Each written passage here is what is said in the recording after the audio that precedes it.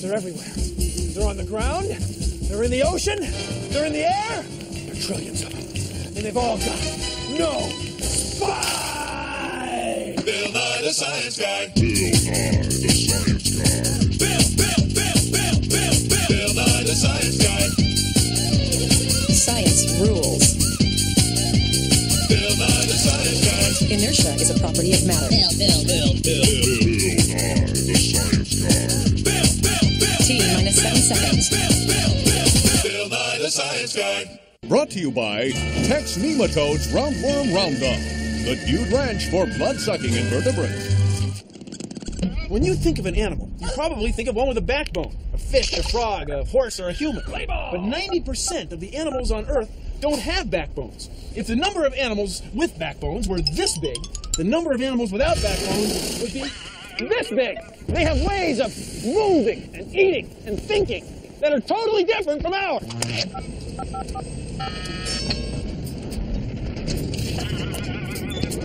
They're called invertebrates.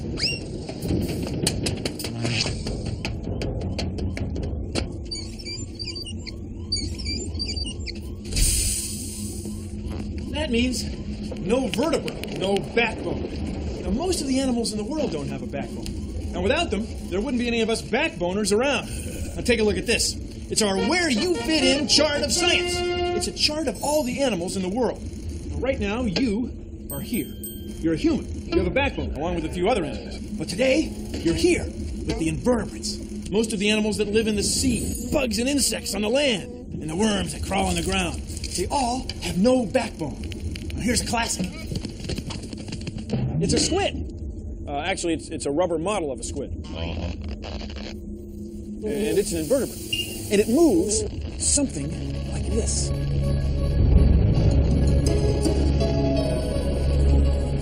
It doesn't have a backbone. Now, if it had a backbone,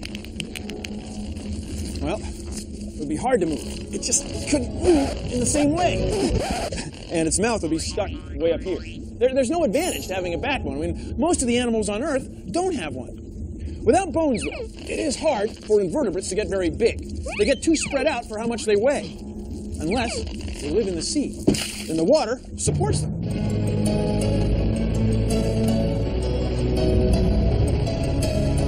That's why some of the very largest animals on Earth live deep in the ocean. From high in the mountains to deep in the sea, invertebrates are everywhere.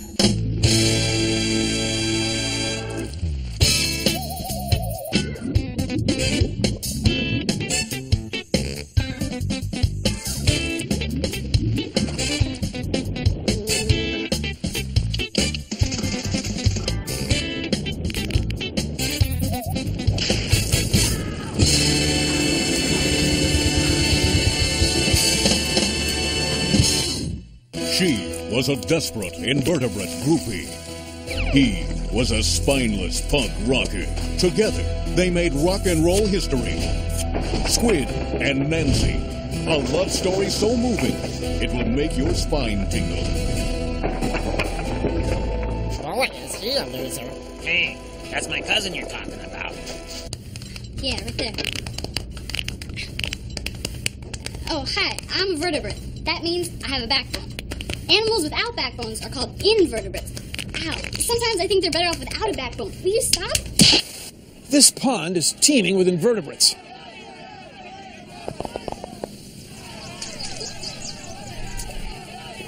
You can't see them, but they're there. I know. Oh, yeah.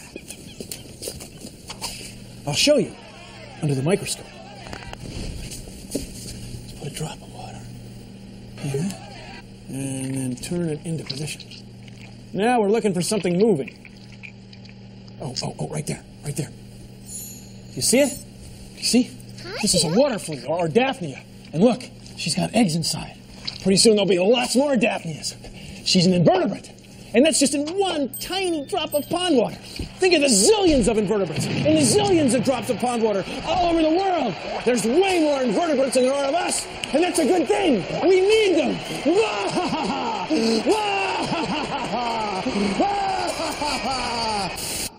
The best way to learn about invertebrates is to study them yourself. Take a big jar and fill it with wet soil.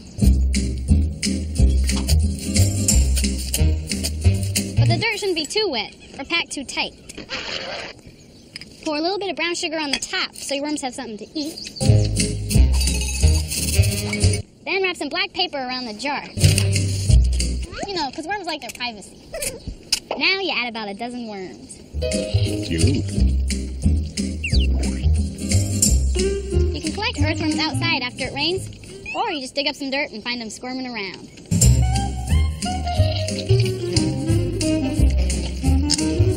And feed them different things, like old coffee grounds, banana peels, orange peels, dead leaves, you know, whatever, just to see what they like to eat and what they don't. After a couple days, you can see all the pathways and the tunnels that the worms make, and what they ate. But you have to let them go back into the ground after a few weeks.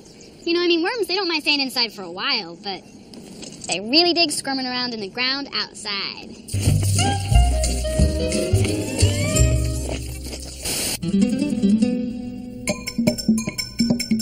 Butterflies are what? Insects. And insects are what? Invertebrates. That's right. Every insect is an invertebrate. Just because you're an invertebrate doesn't mean you're not pretty. You know, you might think of worms, slimy little protozoans. No. But butterflies are beautiful. And they've got no backbone. And if I sit like this too long, I'm not going to have a backbone either.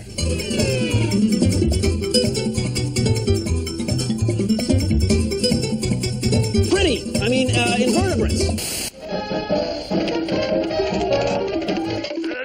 All right, listen up, you spineless creatures. Are you aware that you outnumber the others by about 30 to 1 and live just about anywhere? Move in highly specialized ways. So what if most of you are slimy and don't have a backbone? Invertebrates, you're supposed to be spineless. Now you there and you show them who rules the world.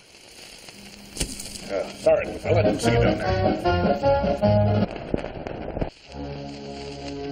You are now witnessing a crab molt.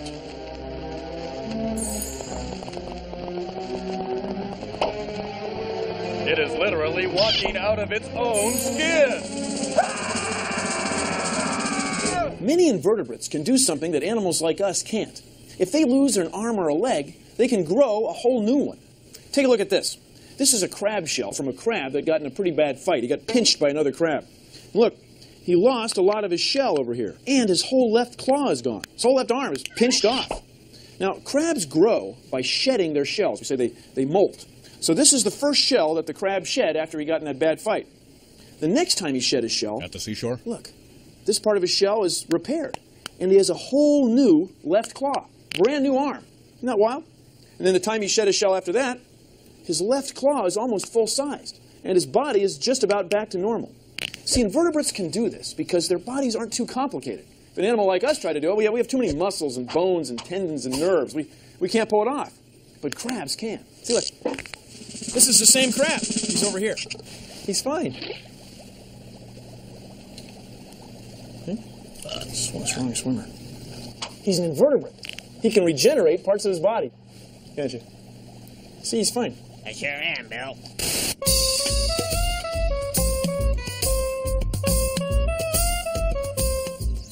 Alright, is there anything in there? Oh, weird. Caught something? There's some caterpillars. Alright.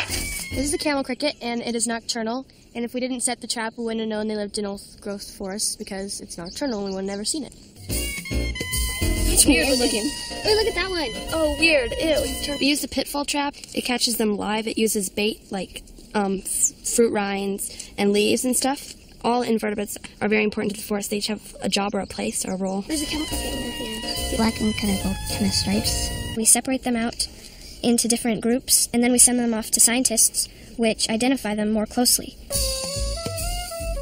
Invertebrates really roll.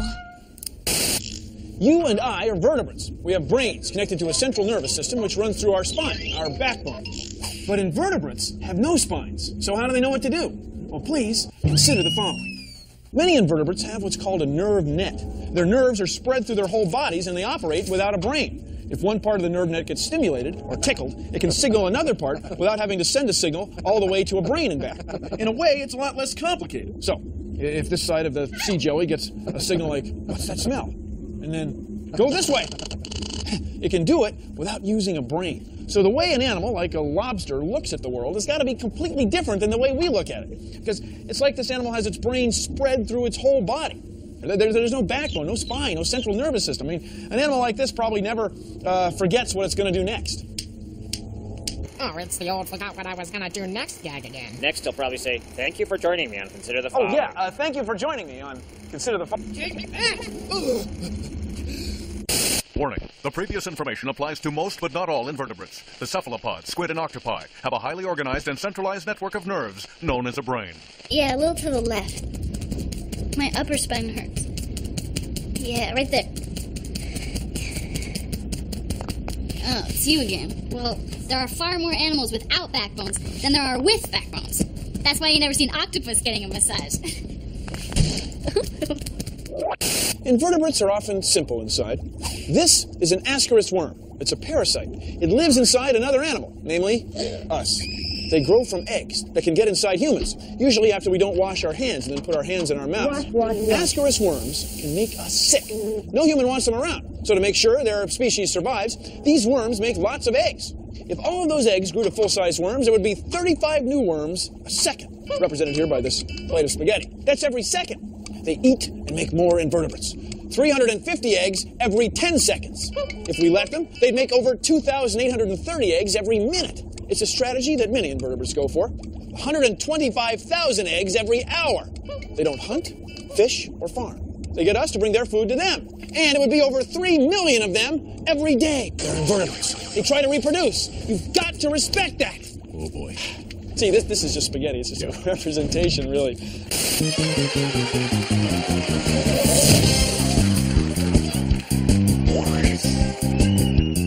Welcome to Club Invertebrate, where we dance like we have no backbone.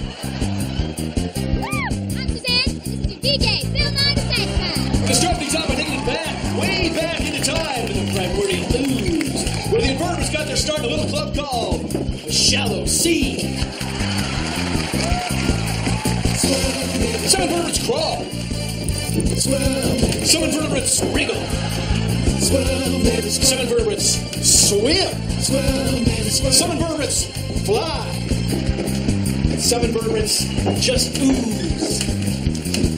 But they do it all without a backbone. And now, no backbone, no problem!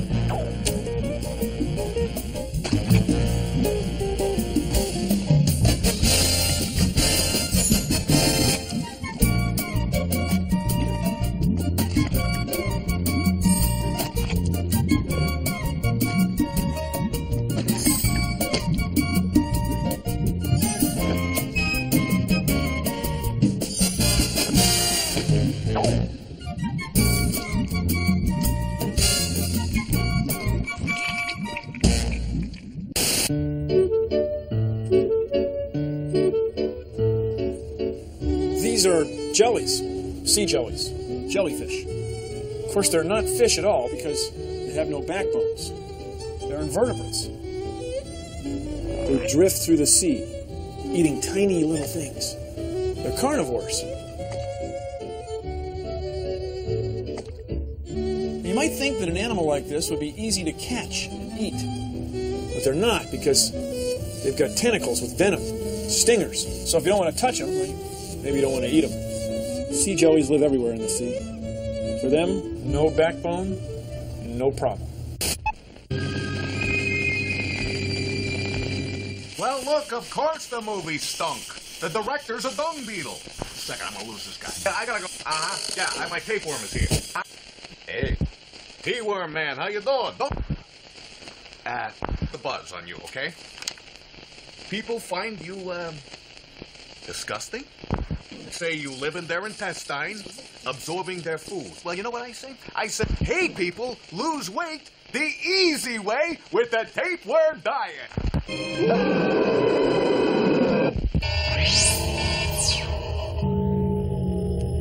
This is an octopus. She's an invertebrate. This is an octopus. What we call a cephalopod. It's an invertebrate. It means head foot. See, her head is where she has her eyes. And this big sac back here is where she has all her internal organs. Then she uses her brain to control all these arms, which go all over the place.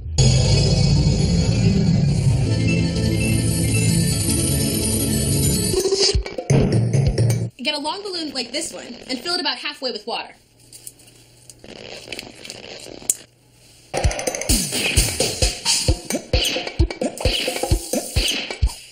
Now tie a knot in it. See, a balloon is just like an invertebrate. It doesn't have a backbone. So if I hold it like this, it folds in the middle. It loses its shape and it can't support its own weight. But look, when you put it in the water, it straightens out. The water supports it. That's why the world's largest invertebrates, like octopi and giant squid, live in the sea, because the water supports them. But don't take my word for it. Try it. So come on, everybody, do the invertebrate.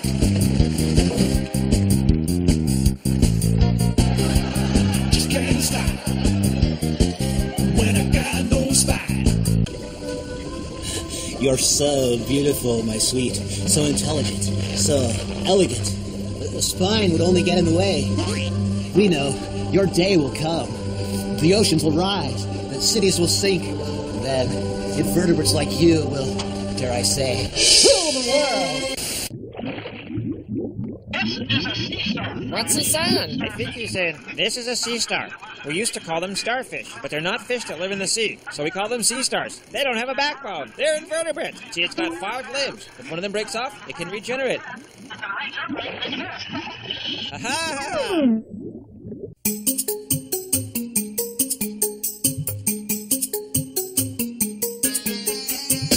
I've seen the world, been to many places. Met lots of species, some with colored faces. I've eaten them around the world, it's true. My soul can clamp suppliers with good food. Oh, I fell asleep with garden smells and dreams.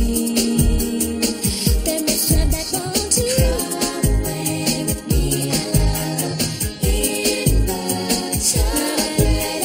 Crawl away with me. I love invertebrates. And you know they have got no spine, yeah. And you know they have got no spine, yeah. Didn't I tell you? Invertebrates are everywhere. That's our show. Thanks for watching. If you'll excuse me, I've got some exoskeleton compliance coefficients to calculate. See ya! Produced in association with the National Science Foundation. This is a hermit crab. It lives on the sea floor, eating things, eating all kinds of stuff. Maybe not the same kind of stuff that you and I would eat, but it's down there doing its job, eating away. Now, it's an invertebrate. There's a lot of invertebrates that do this kind of job, okay? There's a lot of invertebrates all over the world eating dead stuff.